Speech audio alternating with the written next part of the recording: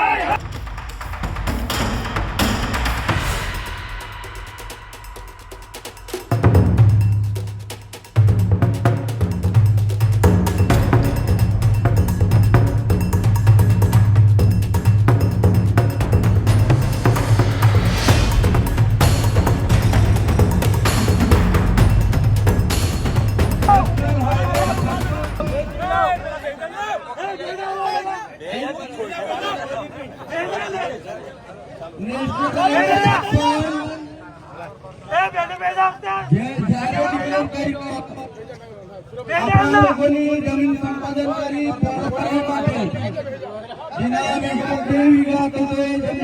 થઈ ગયો અને નજવી કિંમત એને આપી દીધી. આપણા લોકોના વિસ્તારમાં ડેમ થયા, આપણે બધા જમીન આપી દીધી કે બધાનું ભલું થશે એટલે જમીન આપી દીધી. આજે લોકો ગામડે ગામડે સેટિંગ આપવા ફરે છે.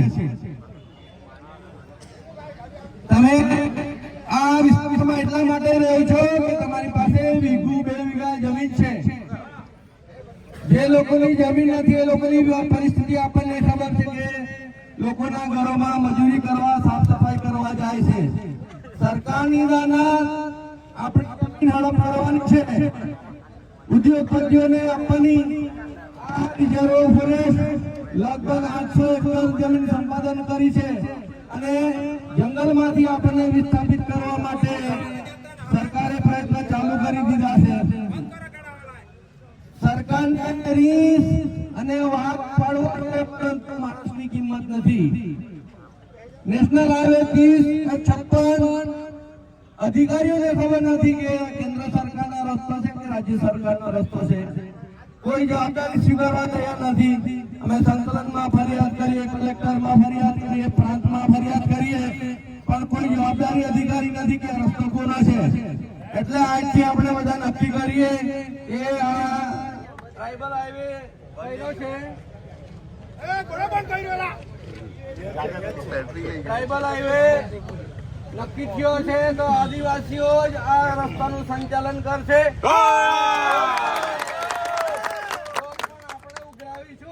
અને બધા જ આપણા કાર્યકર્તાઓ એમાં નોકરી કરશે અને સરકારને કઈ વળતર આપવાનું નથી. તૈયાર છે ને? તૈયાર છે? એટલે આ રસ્તો આજથી આદિવાસીઓનો રસ્તો છે ને સરકારે ડિક્લેર કર્યો છે કે આ ટ્રાઇબલ હાઈવે છે. એટલે જ્યાં સુધી અધિકારીઓ નહીં આવે અને ખાતરી નહીં આપે ત્યાં સુધી આ ધરણા ચાલુ રહેશે. અને જે કોઈને મુશ્કેલી પડતી હોય, આપણે લગભગ 1 વર્ષમાં પોલીસનો રિપોર્ટ છે કે આપણા રસ્તા પર 40 લોકોના મૃત્યુ થયા છે એક્સિડન્ટમાં. એ આપણા પરિવારમાંથી છે, આપણો ભાઈ છે, આપણા કુટુંબીજનો છે. 40 જણાના હાથ પગ તૂટ્યા છે. તમારા ગાડીઓનું નુકસાન થયું છે, પણ સરકારને કોઈ દરકાર નથી. હમણાં માંડવી થી બારડોલી રસ્તો એકદમ સરસ હતો, એ પાછો રિકાર્પેટ કરવાનું ચાલુ થઈ રહ્યો. કેમ કે એને કામ ઓછું કરવું પડે અને ભ્રષ્ટાચાર વધારે થાય એટલા માટે સારા સારા રસ્તાઓ કરે છે. અને આદિવાસીઓ આપણે બધાને રજડતા મૂકી દીધા છે કે તમારે કરવું હોય તો કરો અને તે લેવા જાવ એવો સરકારનો નિર્ણય છે. એટલે જ્યાં સુધી તમે બધા મતલબ નહીં થાવ ત્યાં સુધી તમને કોઈ પૂછવાનું નથી. 5000 વર્ષની આ સંસ્કૃતિ અને ચાલે છે. આ મનોવાદી સરકાર આપણા લોકોને માણસ કરવા તૈયાર નથી. ડોક્ટર બાબા સાહેબ આંબેડકરે એક મતનો અધિકાર આપ્યો એટલે આપણને કોઈ આજે પૂછે છે કે તમે શું ખાવ છો, શું પીવ છું. ને તો આદિવાસી ક્યાં રહે છે, શું કરે છે, એ કોઈને તમાની હતી અને કોઈને દરકાર પણ નહીં હતી, પણ એક મતના અધિકારથી આજે આપણે આ રસ્તા પર તમે એની વાત કરી શકો, આંદોલન કરી શકો છો. એટલે જ્યાં સુધી ડોક્ટર બાબા સાહેબ આંબેડકર, મહાત્મા ગાંધીની વિચારધારા, હમણાં સંસદમાં અમિત શાહે કીધું કે આંબેડકર આંબેડકર આંબેડકર, એટલા નામ ભગવાનના લે તો તમે 7 જન્મ સુધી સ્વર્ગમાં રહેતે. સ્વર્ગ કોણે જોયું છે? ત્યાં શું છે? પણ આપણને બધાને સ્વર્ગનો રસ્તો બતાવીને તમે આંદોલન નહીં કરો, તમારા હકની માંગણી નહીં કરો, તમને પાયમાલ અને લગભગ નિશ્ચય બનાવી દીધો, નપુસક બનાવી દીધા છે. એવી પરિસ્થિતિ છે. તમને દારૂનારો વાળે ચડાવી દીધા, તમે દબાણ કરે પોલીસ અધિકારીઓ, દબાણ કરે, તમને બધાને ડર ભરાઈ દીધો છે 30 વર્ષમાં.